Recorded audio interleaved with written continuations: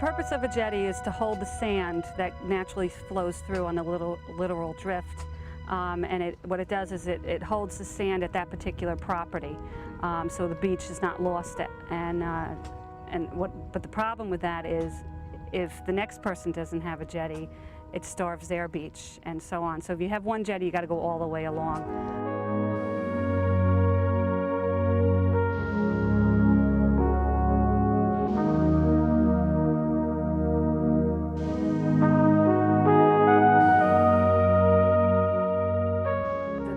Really doesn't allow any new construction of jetties.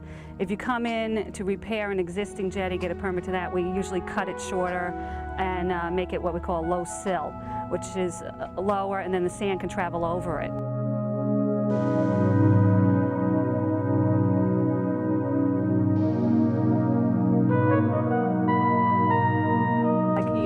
Here, these are kind of wearing out, but they were not low sill. The top part is off, so it was a little bit higher than that. Low sill would be more lower to the ground where the sand can pass over it, like I was explaining before. That way, as the sand moves, it covers it, and it can continue to go, and it will still hold that beach.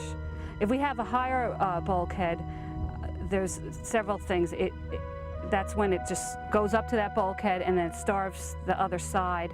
People can't traverse across, they have to be climbing over, and it's all public lands below high water. Well, a lot of the jetties, mainly along the bay and everything, are not permitted because the permit process did not take place until the early 90s in our code. So now what's happening is when the jetties need replacing, and the people come in for a permit, what we do is, of course, we inspect it, we look at it, and if it's functional, we possibly allow them to repair and replace the functional part of the jetty. And basically, we just look at it under our code the way it is now.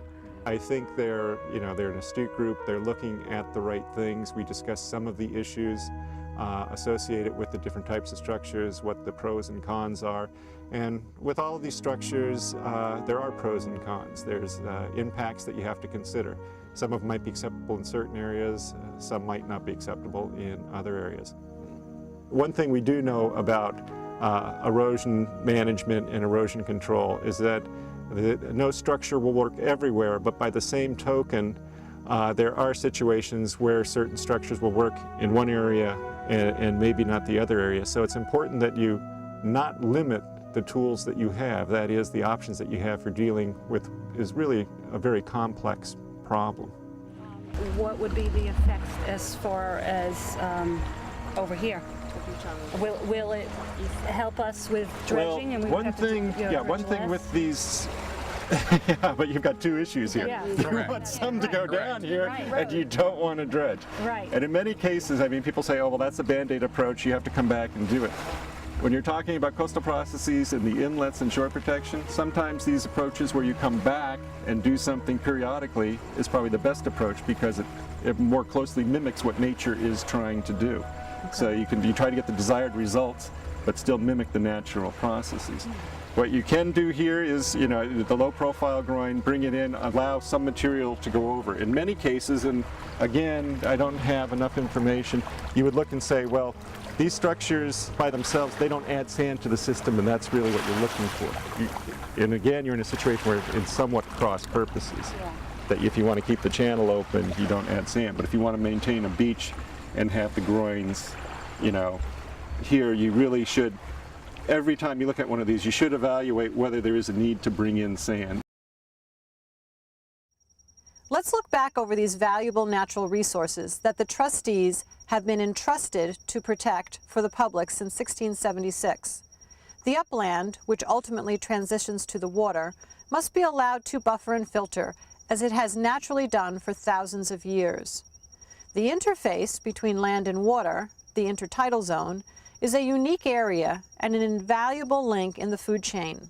When disrupted or altered, it will have a ripple effect, changing nature's plan. And then there is the water itself. Whether freshwater ponds or productive creeks, they provide habitat for many organisms. We hope this show has been informative.